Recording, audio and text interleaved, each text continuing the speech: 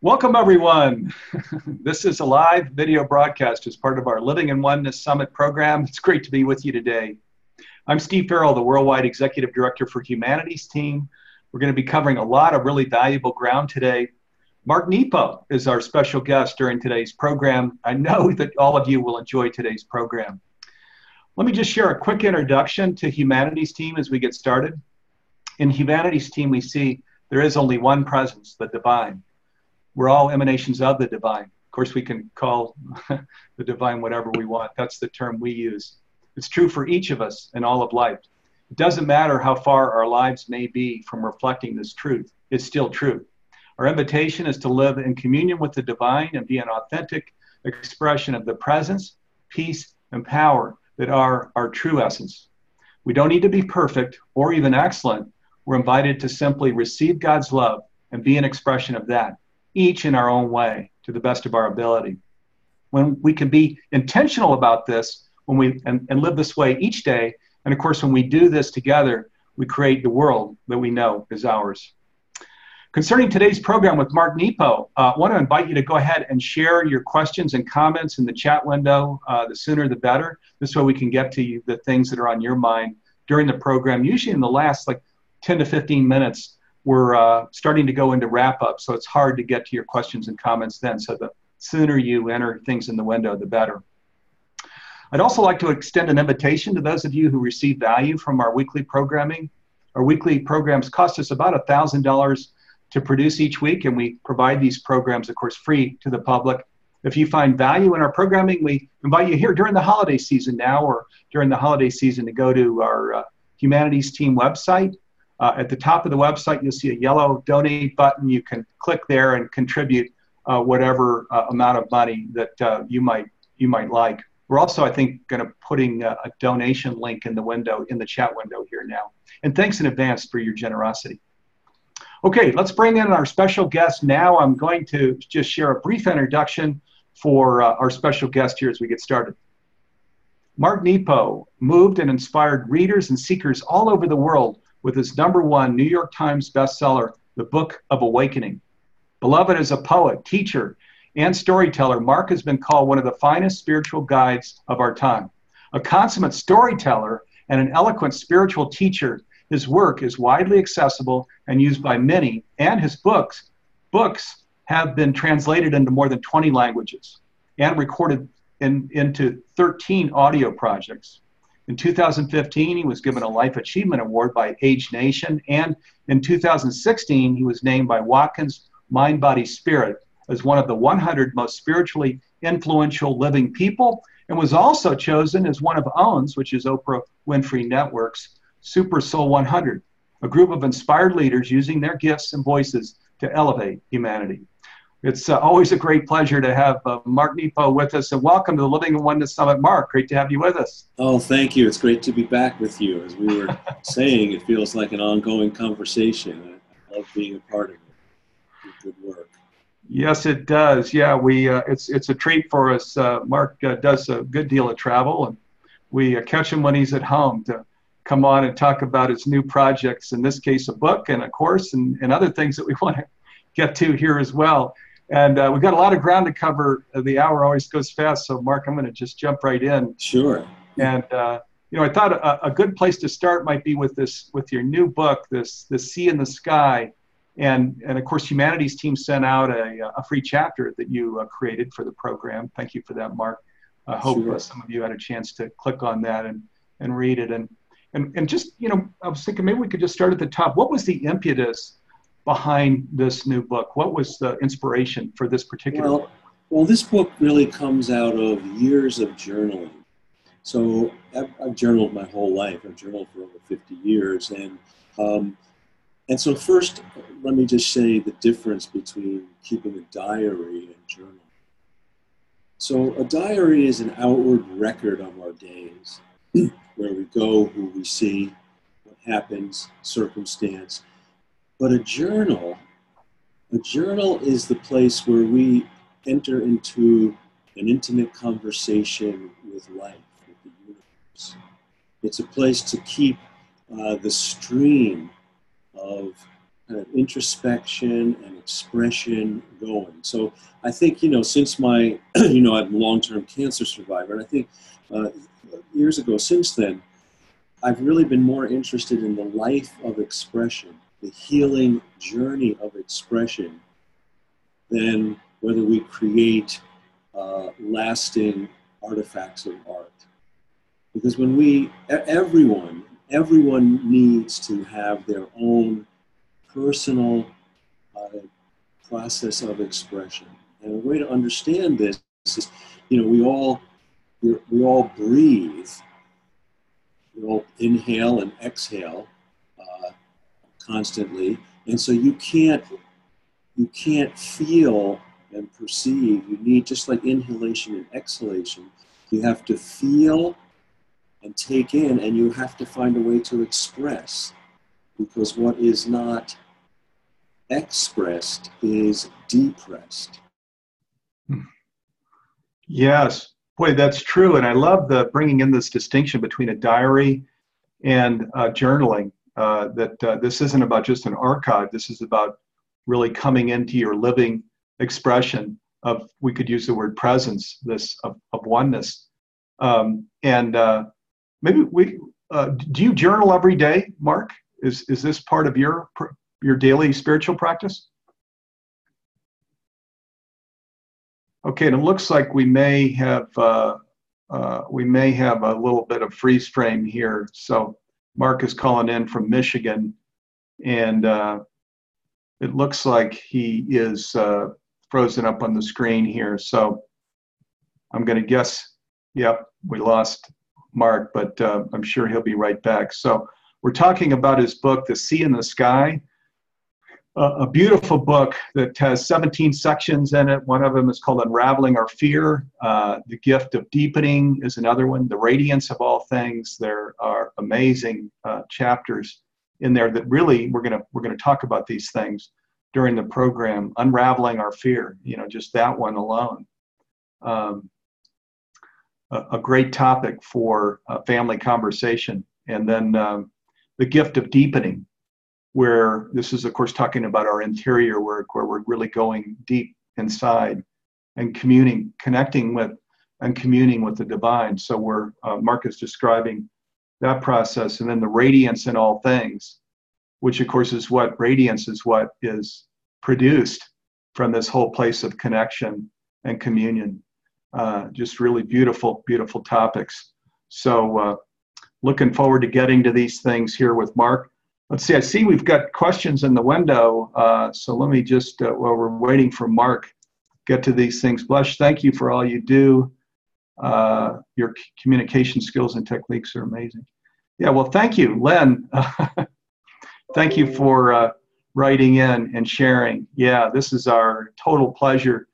As you all may know, Humanities Team is 14 years old. We were founded in June 2003 in Wilsonville, Oregon.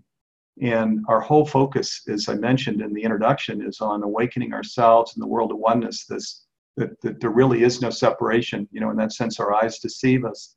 There's really only the divine. We're all expressions of the divine. And of course, that requires that we become conscious and learn this interior process of going within, connecting with and communing with the divine, and then being an expression of the divine. And that's the whole focus of Humanities Team. So we interview these amazing leaders from all over the world who come at this quite different. One of the things Mark and I were sharing as we were getting started is there's really only one mountaintop, right, which we can call God or the divine, but the mountaintop has many names. So we can call the mountaintop life or love or universe or Christ or Buddha nature, right? But it's just one place, that we're all emanations of that one thing. So let me just do something, because I see it's just taken a moment here for Mark to come back.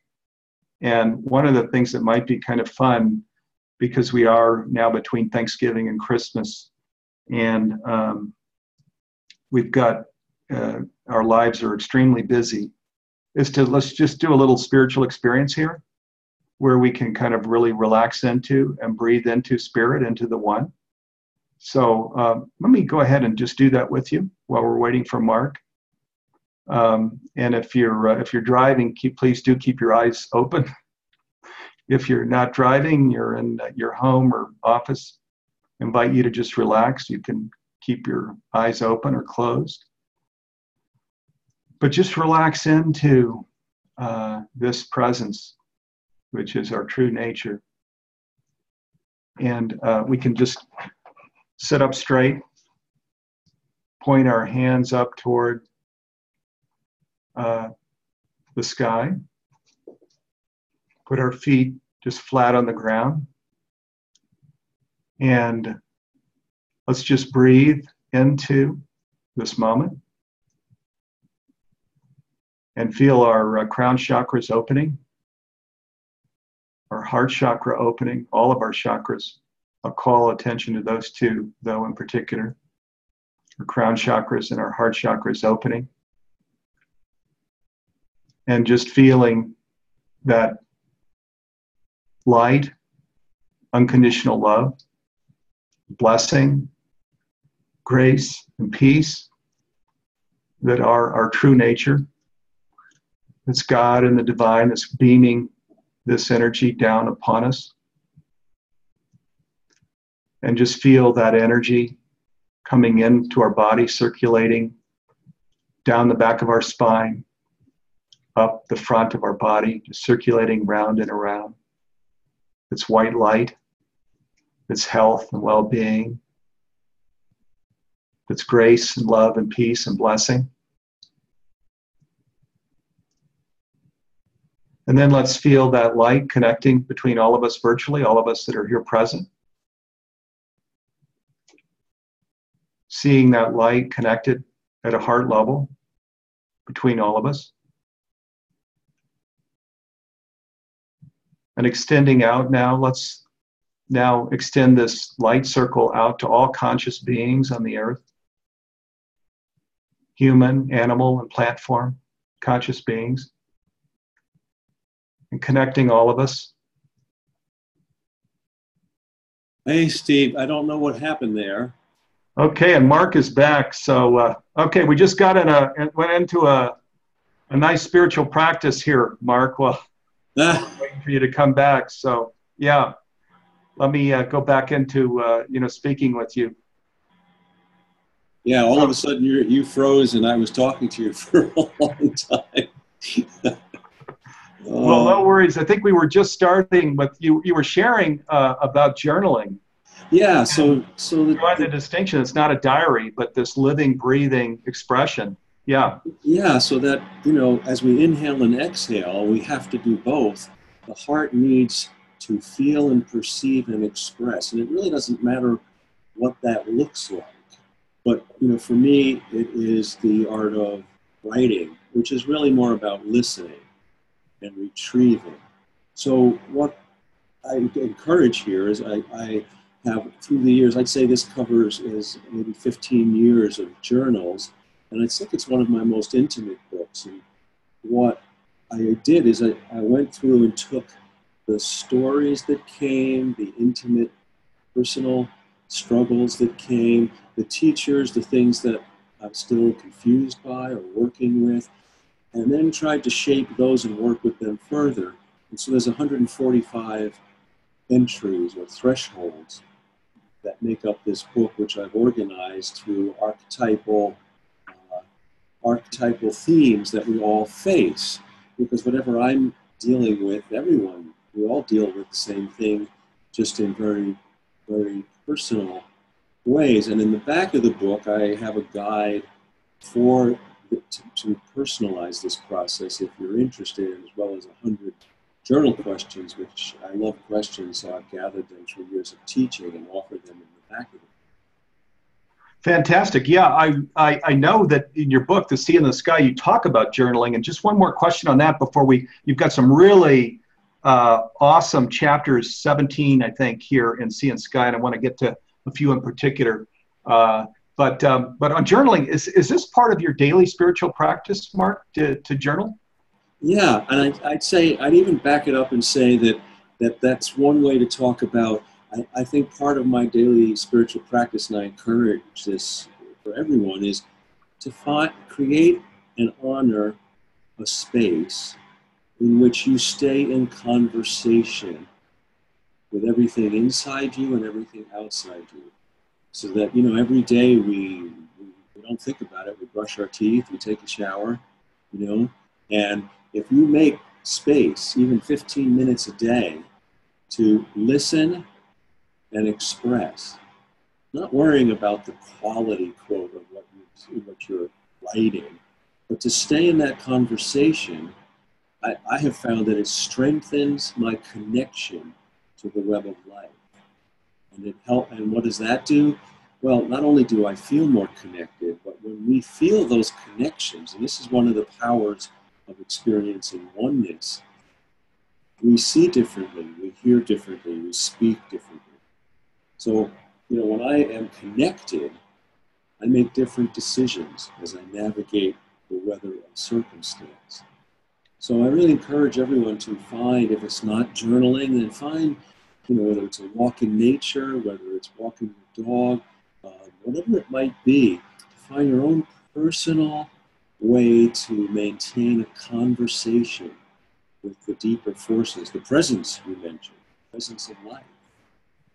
So I was gonna get to, thank you viewers for your comments and questions. We've got a bunch here. We're gonna get to them, thank you. And I'm just gonna bring in one now because it's directly relating, Mark, to what you're talking about. And this is from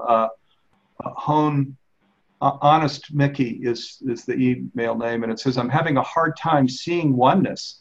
And how can I overcome this is what he asks. Well, I would just say, and again, I appreciate these questions and I don't have answers, but we can compare notes. No one knows really how to do this. But I would say that if whatever way you're looking, like you say, I'm having trouble seeing oneness, well, I would say lean into your other senses. Listen for oneness. Ask oneness, why can't I see you? Hear, smell. It can be through solitude. It can be through loved ones. So I would say widen the toolbox and lens. And again, it's not about whether we do this well, it's about how thoroughly we are here. You know, it's interesting, the word perfect has been terribly mistranslated.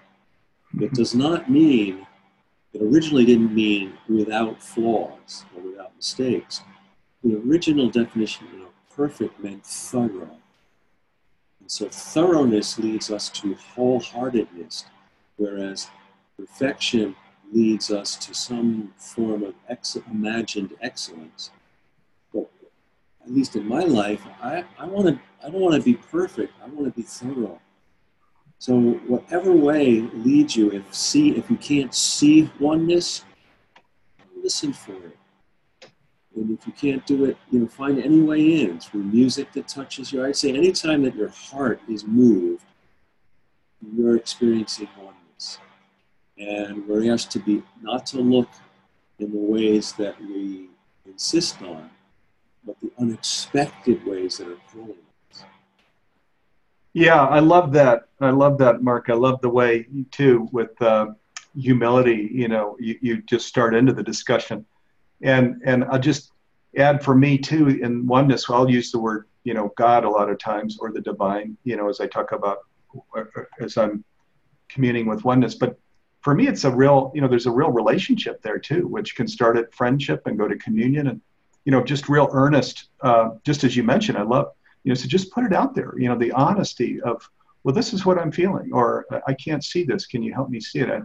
I love that because it's a beautiful, honest, loving type relationship that one can have with the oneness. And I would also add, Steve, at least from my perspective, that, and you know, again, all we can do is compare notes. So this isn't a principle, but my experience in my time on earth is I don't experience a permanent state of enlightenment, wakefulness. Being human, which is both messy and magnificent, being human, I fall in and out of it, you know, but the miracle of presence never wanes. It's me being human that comes in and out of receiving it, seeing it, hearing it, feeling it. You know, the sun doesn't stop shining because some people are blind. You know, the music doesn't stop playing because some people are deaf. And that's not, so I think this invokes a process of return, that we always are being asked, okay, today I can see, today I can hear. And then tomorrow I trip taking the garbage out and I go, what was that? What was that all about? And that's where we need each other. And so this brings in another word that I just love, and that's the word honor, which I've already referred to. This has the most eloquent and relevant definition. Honor means to keep what is true in view. To keep what is true in view. So the practice, you know, we can honor this conversation with the universe. We can honor this presence. We can honor how the heart is moved and how we move into connection. So when we fall out of it, our practice has to keep what we know is true in view. Where did it go? Well, I've got to, and maybe I need to turn to someone to say, I knew this was true. Can you help me remember it? And this is, I think, with friendship too. You know, when I am struggling and I'm not centered or clear, I need you to honor our friendship by keeping what you know about me true in view till I can see it again. Yeah, that's beautiful. Very beautiful. Yeah, and that as being human, when we fall out of connection, as we all do, who knows anybody that doesn't? But that doesn't mean that it isn't still, that whole divine oneness thing isn't happening. It is always happening, but it's our human condition that's coming in and out. And we're all on that journey to mastery, which, you know, most people, maybe everybody on earth isn't there. And even as we talk about there, I'm not sure there's any there, because in what I read, it's a journey that never ends. It is a journey. One level of mastery, and then there's another level. Well, you know, it makes me think of, and maybe you're aware of in the Hindu mythology of Indra's net. Are you aware of that? And let me just, because I think it's a beautiful metaphor. You know, Indra was one of the deities, and Indra is believed to have had a palace hovering above the earth. And Indra created a net that encircled the entire earth. And it's understood that Indra's net, you know, every net has little cross sections or knots that hold it all together. Well, in Indra's net, at where there would be a knot is a jewel. And if you look up closely into any one jewel, you can see the entire net and all the other jewels reflected in one jewel. And pretty quickly, teachers, you know, began to use this as a metaphor, just like every person biologically has the DNA of all life and has the X and Y chromosomes. Well, every soul, every spirit, if we have a clear heart, like a clear jewel, we can see in each other every soul and how everything in life is connected. And what's beautiful about this is when we're not clear, as we were just talking, that we just turn back into a knot. We're still holding things together. We're just not clear. And we need to work back to clear that jewel. I love, and the Sufis have an expression about polishing the heart until it turns into a mirror. So that we can once again, and I think great love and great suffering polishes the heart into that mirror, into that clear jewel. And when we are clear like that, you know, one ounce of love is all the love that's ever happened in the world. Yeah, beautifully said. Well, I'm going to just keep going because there's so much that I want to get to. And there, again, thank you, viewers. We've got just great questions and comments that we're going to get to here. But, you know, in the Sea in the Sky, I want to just talk a little bit more about it, Mark. And unraveling fear is one of the 17 things that you get to in the book. And, you know, it just strikes me that that's something that people would find a lot of value. And of course, the book, The Sea in the Sky, does talk about these 17 different themes that are in journaling. But what are some of the key things that are discussed here when we talk about unraveling fear, Mark?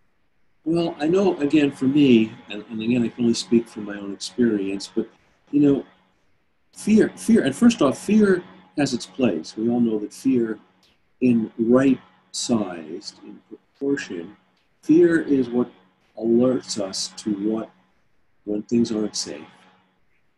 But of course, being human, and being sensitive and having consciousness, we very quickly inflate that information. And now, if I think that, my ring of safety is 3 feet from me, well, my fear tells me, well, just to be sure, I'm going to add another 3 feet. Now it's 6 feet. And, maybe to be extra sure, I'll add another. Now we're at 9. And then I sit in the center and I say, how come I'm lonely? I can't reach and touch life because I'm insisting on.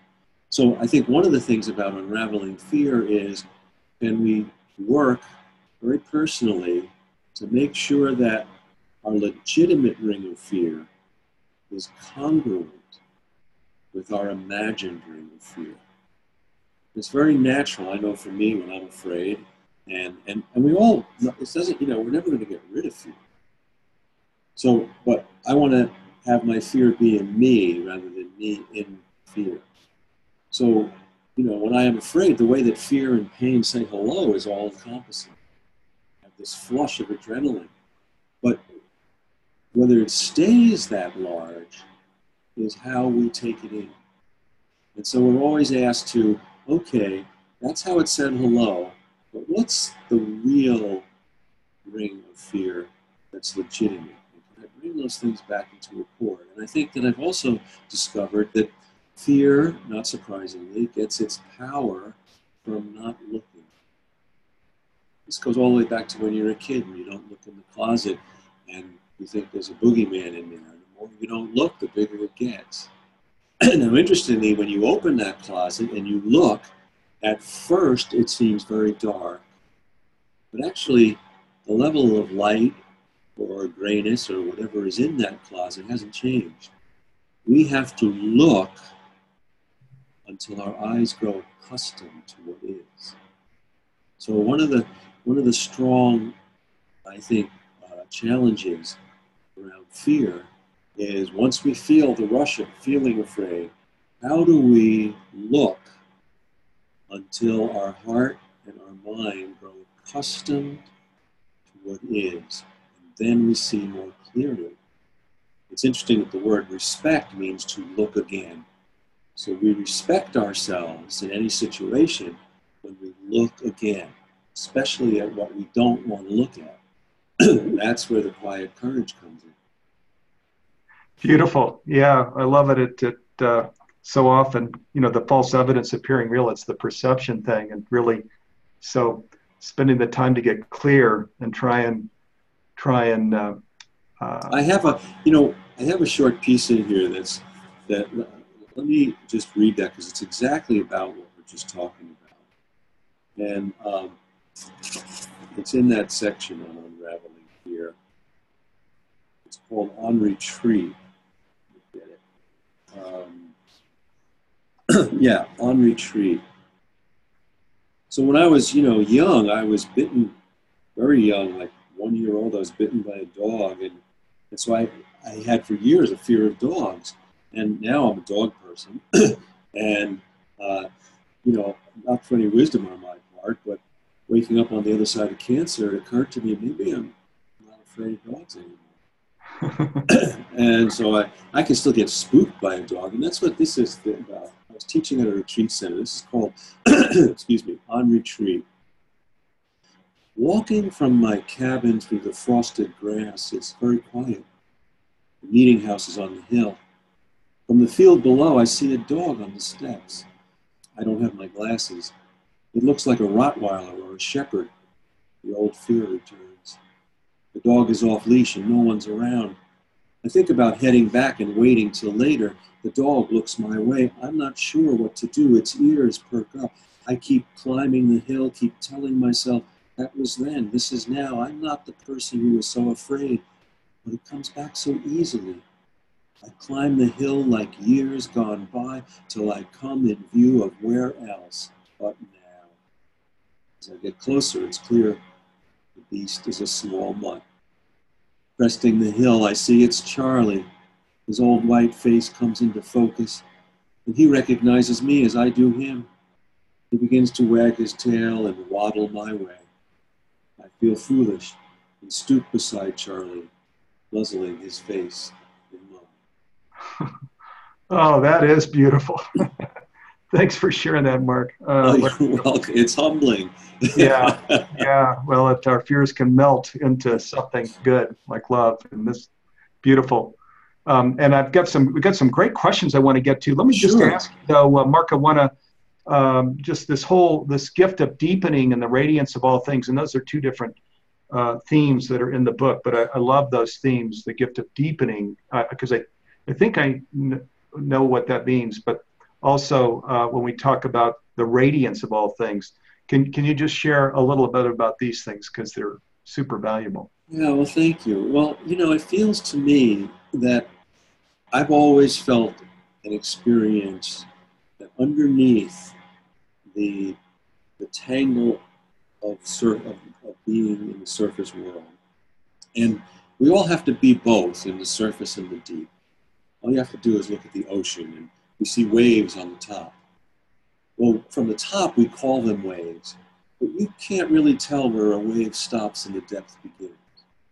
So it's all one water, and a soul experiences that one water of life. And so we live on the surface, in which the waves are churned up, and we live in the deep. So to me, I've always experienced that underneath the tangle of any situation is the radiance of all things that emanates in all life. And when I can go deeply,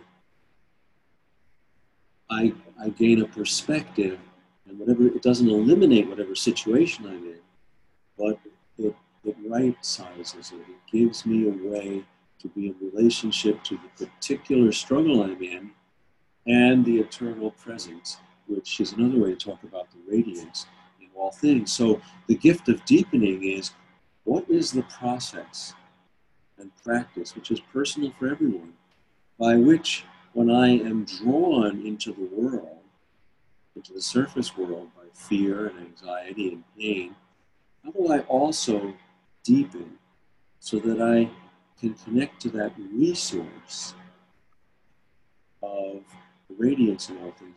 I'll give you an example that was very profound teaching for me. And my father, who's now gone 3 or 4 years, and I was 93, and I was, my brother lived nearby and was very devoted, did all the heavy lifting, and I would come whenever I could. And I had some time alone with him, and I wound up, like most, I think a lot of people experience this, I wound up feeding my father. He was in the hospital bed, and I was feeding him applesauce. And, my heart, it was beautiful, it was sad, it was bitter, it was sweet. And I gave myself so completely to feeding him applesauce that everything in the world, that's all that mattered to me in that moment. And somehow, and this was the instruction, by living and feeling what I was given as completely as I could, I went deep, and I dropped into the radiance of all things. And suddenly, the way like a drop of water, like a raindrop when it hits the lake and it ripples out, well, my father and I in that moment, we were the little moment where the drop hits the water. This little moment of clarity. And all of a sudden, it was a moment of wonder. Who would have thought that, feeding my father applesauce in his hospital room, feeling sad, loving him, and it turned into a moment of wonder. So it was what it was, and it was also a radiant moment. And one other thing that happened there is the more that I stayed with what was mine, given to me to live, I reached not only the bottom of my own personality, but then I tripped into the well of all personality. And suddenly, I was in the moment of every child who ever fed a dying parent. And I wasn't alone. I was now in the company of all spirit.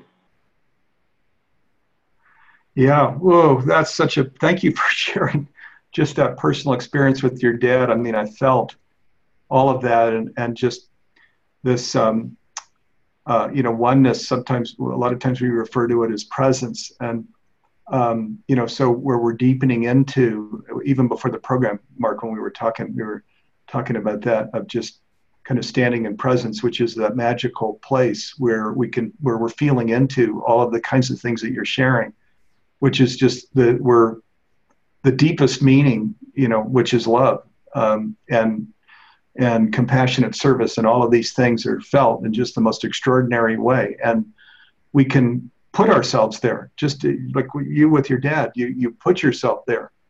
And it's what life is about, actually, is putting ourselves there all the time. But here's an interesting, I think this is a learning moment as we're talking, for me too, is that, so as our first question came, is how do I see, I'm having trouble seeing oneness. Well, I think these are noble intentions, and we want to put ourselves there, but often, I didn't go in there thinking I would even imagine just tripping into wonder or into that well of all spirit. It was my love of my Father that brought me there. And so it's when we can be thorough, as we talked about earlier, we can be wholehearted. It's our love of life and things and people and places and showing up that is the greatest teacher. And it brings us there. And then we have these unexpected teachings. Yeah, so true. And thank you. That's brings in kind of the practical application of how we can do this. Yeah, things that bring us there. So beautiful. Wow. I'm guessing that our viewers are really connecting deeply with that. I know I am. And let me bring in here also, this is from Brad in New York, who says, how do we teach our children not to internalize all the conditioning that blocks the eternal innocence that is life, which is what we're talking about here, this thing that is life? How do we teach our children not to internalize the conditioning of the world that gets in the way? Yeah, so that's a great question. And let me first preface that by saying I don't have children. So I might not be the best person to ask about it. But I was a child, so I do have some experience. But I think that what's really, and I would broaden that question, I appreciate its focus on children, but for a moment, let's broaden it. We are, all of us, asked to shed the conditioning that comes from living in the world. And remember, we are they. There is no they. So living in the world, we all create with good intention. Every tradition creates guidelines, rules, practices. And when they become so stiff and hardened, they start to condition us away from firsthand experience. So I think one of the things is to always return, and frankly, we can do this with ourselves. I can create my own habits, my own spiritual practices, and then miss spirit when it shows up. If I had been meditating and decided to meditate and stick to my practice, I might not have gone in the room and fed my father. I might have missed that whole teaching. So I think one of the things is to continue to have a commitment to return to firsthand living, direct experience. And so in this regard, I think children are actually less conditioned than we as adults. So the second thing is to allow our children to be our teachers, to allow our children to follow, when they follow their wonder, not be so ready to teach them responsibility in terms of sticking to schedules and showing up, and more responsibility in its original meaning of our ability to respond. Children are immediate. They respond to everything. And to encourage that. So I think one of the things that, it's interesting that in any tradition, whoever you think, whoever we label our saints, our sages, our master teachers who are so thoroughly present, well, when we start out as little children, even infants, we don't have any distinction between subject and object. We are in oneness. And to be in the world, we begin the paradox of, oh, you're you, I'm me, and yet there is this oneness that still connects us. So all the traditions speak about, Hindu tradition, thou art that. I, thou, in Jewish tradition, Mark we are the same inside, and yet we are in these different casings that we call bodies and identities, and we're moving around. But then when we get to the other end of life, whoever you think that you admire as a sage or a saint, they've returned to that place where there's no longer a distinction between subject and object. They return to the wonder of being childlike. And so I think that direct experience and our ability to respond, to pursue wonder, I think those are helpful and things. that kids often model it better than adults. Yeah, it is so to affirm the wonder we see in our children. Yeah, beautiful. And it is all about living it and expressing it, and kids and some people say also seniors are closer to that world and maybe model it better sometimes. So, beautiful, Mark, always. Let me just, a lot of these questions now are going to, outer world things, and I can't get to all of them, but there, of course, there's this interdependence between the inner, which is what we're really talking about here, and then the outer world. And people are just where they're addressing poverty, stress, fear, homelessness, also just the fracking. And so all of these things that are going on in the outer world that are quite troubling. Can you just speak to that, Mark? Just what's your perspective on this? Sure. And again, I don't have answers. I'm troubled by a lot of things as well, all of what we're going through. So let me start where we are and then move to a larger view of this and in my perspective.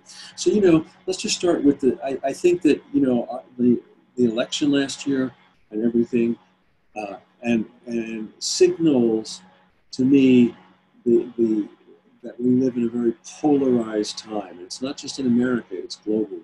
And I think that, so let me back up. I've been reflecting on this a lot, and I think a lot of it has to do with the cyclical choices, age-old choices between love and fear. And as I talk about this, let me again emphasize, we are they. There is no they. We are all in this, we've all created this.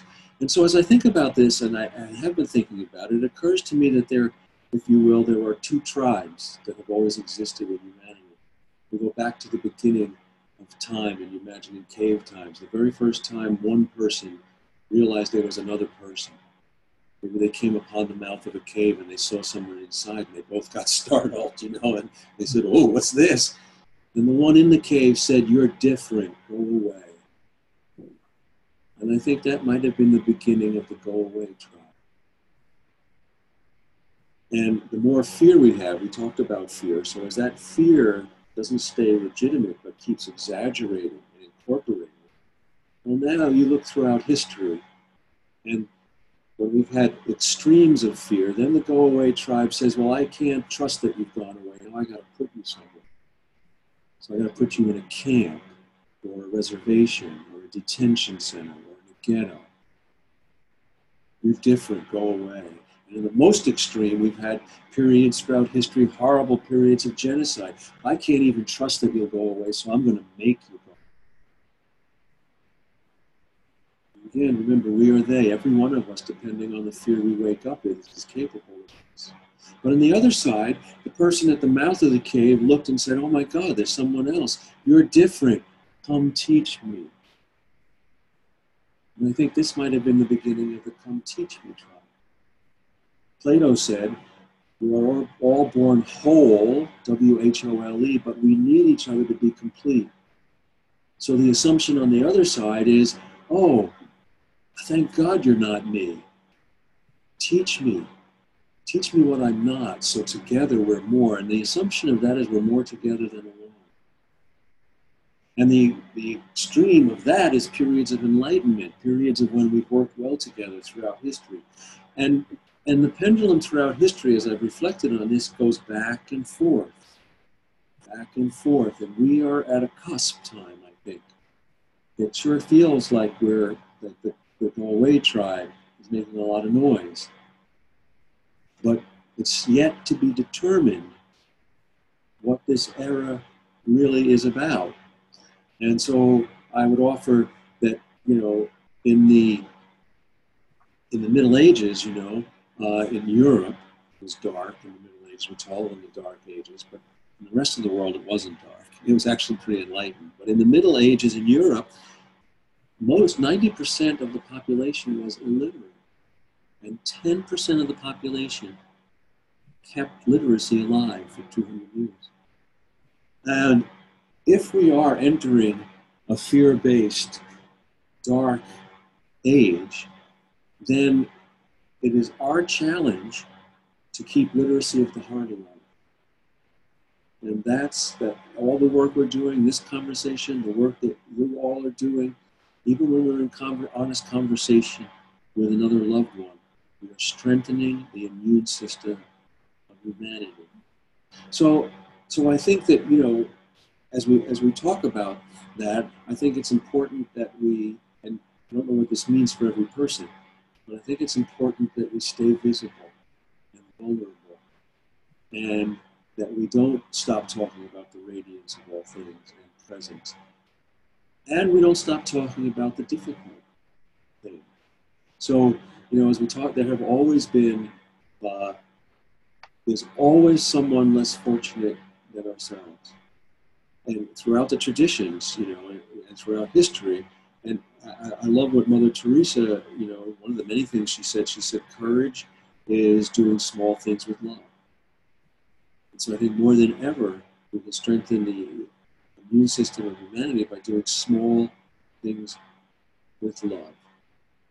And so to back up one step further, let me just briefly talk about different traditions, but in the Hindu tradition, different traditions have different cosmologies or ways of understanding things. But I love this trinity in the Hindu tradition, which is Brahma, Vishnu, and Shiva. And so together, Brahma is the creative force of life. It's life force.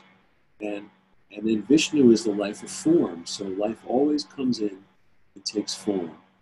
Whether it's you, me, our glasses, a stone, a chair, a river, everything has life force, and spirit has presence. And then Shiva is the transformer, because these containers don't last. And now they erode, they fall apart, they die. And that life force, now Shiva allows the breakdown of form so that it can return and re-enter other forms.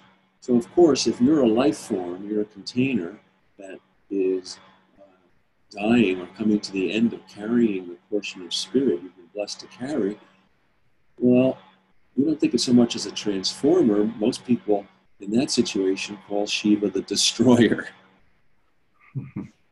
But life is always coming together. So underneath the particulars of our time, life is always coming together and falling apart. Coming together and falling apart. And we live in an age where we are addicted to the noise of things falling apart. Because when things come together, they come together more quietly. So I would say what's important in our age as well is we don't need a good news station. We need a whole news station. We need, yes, to focus on everything that's difficult, that's breaking apart, but we also need to give voice and affirm and honor, keep in view the truth that at the same time things are always coming together. And it's the wholeness that is where resilience lives. Wholeness. And I think that's how we access resilience, is not insisting on the good version of things and not getting hypnotized by the dark version of things, but by allowing, the heart learns by absorbing and integrating. And so how do we do that? Who knows? That's why we're talking today. That's why we need each other. I think that life has been made just difficult enough that we need each other to ensure the journey of love. Yeah, beautiful. Wholeness, right, which is oneness, which is unity. And yeah, it's beautiful, just living into that. And also, we've got 7 billion of us here. So, we can all just do one thing, can't we? As we look at fracking and climate change, and just feel into the calling of what is the thing that I or my family are to do, because it's this thing that our mother shared of many hands make light work, where if we all just are involved in one thing that we're called to together, we can create this wholeness on earth. Well, and I think it's important. It is another teacher or image from nature is that spring has thousands of pollinators. Each one is born with a yearning to pollinate a particular plant, flower, fruit, tree. If all the bees were fundamentalists and said we're going to just all do it the bee way, we wouldn't have spring. So I think it's equally important that everyone move to the particular tradition, problem, crisis, caring, cause that we're called to, because we need all of it. We're there to be a human spring. Yes, we do. The diversity is a beautiful thing, and that delivers the wholeness. And there are many questions. I'm sorry, viewers. Thank you for sharing these thoughtful questions that get to governance structure and Michael Moore's movie, and how do we manifest these things. And we're talking about that a little bit here. But my own words, which Mark can add to, is just where we're living into the unity of all of life, which is one way of expressing living into this wholeness. We are conscious, and then so as with respect to legislation, with respect to a documentary like Michael Moore's, with respect to education, etc. We, I think, become a voice for that.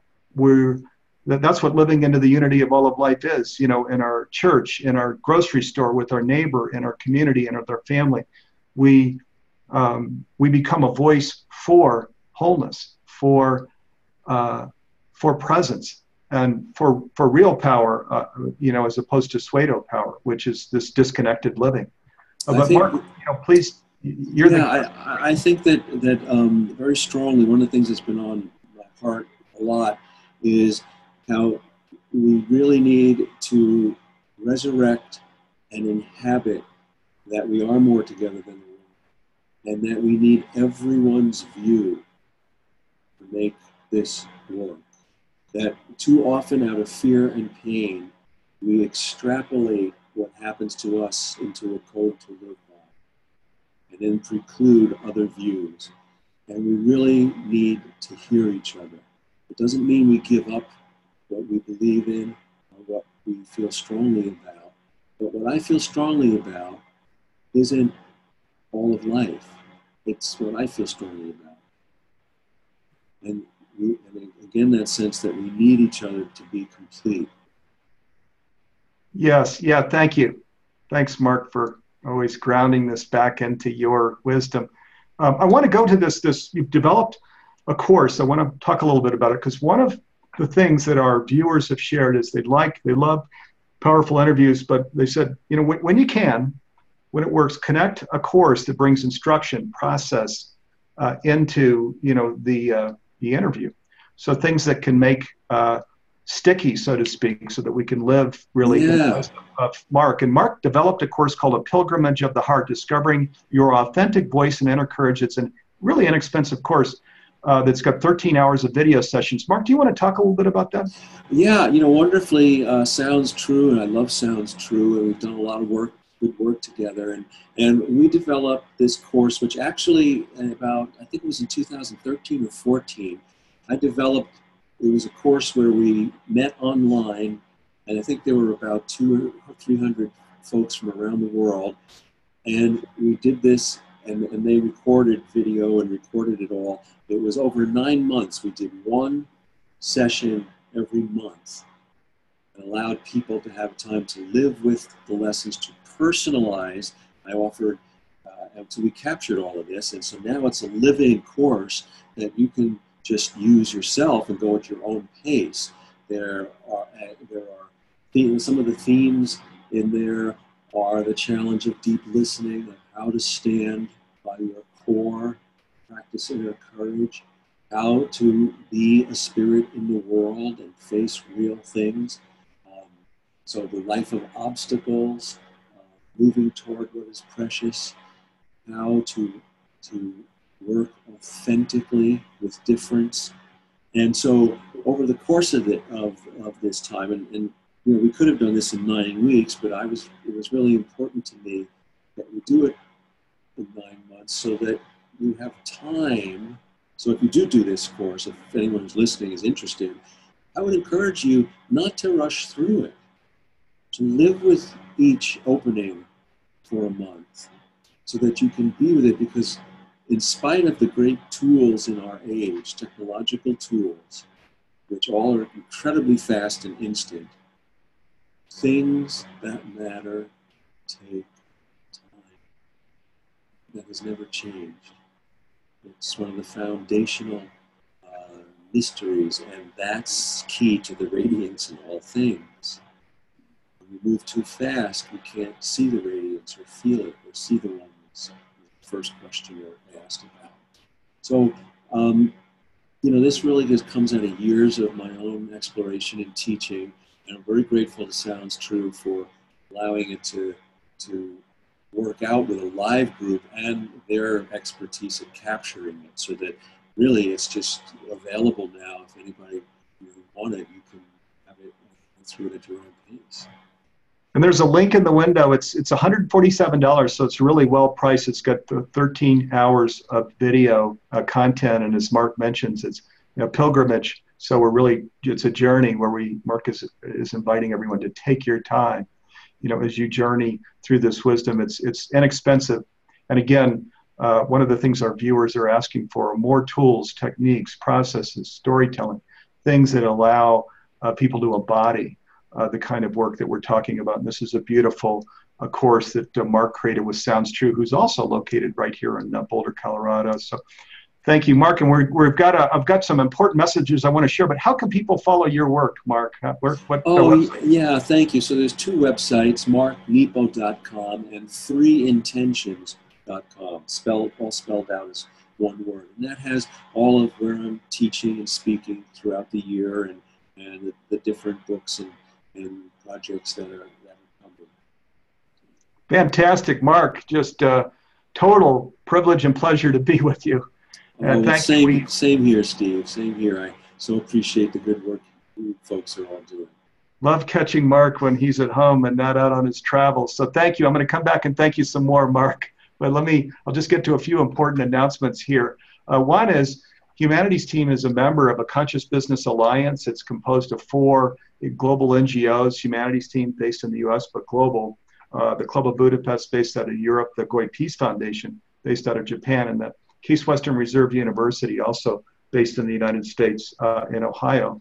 And together we created a Conscious Business Declaration that talks about these same principles that we're talking about here, these values, wholeness, the unity of all of life, where we're bringing that into business, where the interior dimension, what we call spirit-guided collaboration and decision-making, become the power plant for business, so that business is nurturing then its communities and nurturing the world. And it's something that our 4 organizations feel very strongly about. We spent over a year creating this very short Conscious Business Declaration that you can see on the screen. If you go to consciousbusinessdeclaration.org, you can read it. If you get an inner yes when you read it, we invite you to sign it, and invite your friends, family, and coworkers to sign it also. As well, we created a Oneness Declaration even years before that. We're putting that on the screen so you can see it. This is what Global Oneness Day is based on, this Oneness Declaration. We're in the process of driving for 100,000 signatures so that we can go back to the United Nations and invite the United Nations to endorse and support Global Oneness Day, to get fully behind it. So we're also putting a link in the window here for the Oneness Declaration. I invite you to sign and support that. Upcoming programs that you don't want to miss. A week from today, on Thursday, the 7th of December, we've got a special program with James O'D. We're going to talk about soul awakening practice. Really looking forward to that. James, just like Mark, is just an incredible person to interview. And then a week later, on Thursday, the 14th of December, we're doing a program with Pierre Praderbahn. Anna Marie, Pete Terrace, and I do these monthly 12 Spheres of Life calls. This one's focused on spirituality. We're going to talk about blessing ourselves and the world each and every day, and through blessing, creating this wholeness that Mark and I have been talking about here, unity, and just bringing the energy of essence, which is love, to ourselves and to the world. It'll be a beautiful call. Both of these calls are 9 o'clock Pacific time. If you go to livinginone.com, you'll see all of the upcoming programs. They're all free. You can register there. And if you miss the live program, we send out a link after the live program that's recorded. It's also for free, so you can listen later for about 48 hours or a little longer. This program's focused on living in oneness, so I want to invite you to something called Community Circle. It's only $10 a month. It's an intentional community for those living in oneness, where people can collaborate and connect with leaders like themselves all over the world, and hear speakers like Mark Nepo, who's our incredible special guest today. We have over 380 hours of content. Some are video like this. Earlier programs are in audio. You can listen with your family and friends anytime, 7 days a week, 24 hours a day. So at your leisure. As well, there's beyond the continuous access to those programs, there's a book club that you're invited to. There's a Zoom program like this where people come together and share their personal stories about their own journey in oneness, their successes and their challenges, and other things as well. It's only $10 a month on the humanitiesteam.org site. If you scroll down, there's a rectangle that says Community Circle. You can click there to learn more, and we're also putting a link in the window. Again, it's $10 a month. I invite you to just click there and learn a little bit about it. We think we're bringing a lot of value to people on this journey in oneness for a nominal amount of money. Okay, I want to come back and thank our special guest, Mark Nepo. Thank you so much. Just really awesome to be with you. Thank you. Same here. Let me thank these male and female angels that are here supporting the program. Garth Catterall, Christine, Nanette Kennedy, Dee Meyer. Thank you all so much for creating the program. They're the ones actually running this in the background, bringing in questions and so on. And thank you to each of you, all the viewers that show up here each week. Thank you for being here and making this possible. And in closing, I want to invite all of us to really live as one. Of course, this is ultimate reality. Of course, we're each going to do this in our own way. And when we live this way, we draw on this presence and this peace and power that are our true essence that Mark and I have been talking about here today. And in closing, I want to just invite you to come back and join us on December 7th when we're back on the air with James O'D for Soul Awakening Practice. And Mark, look forward to having you back again soon here. Been fabulous. Oh, thank you. Many blessings. Okay, many blessings. Thanks, everybody. Have a great holiday season, and see you next week. Take care.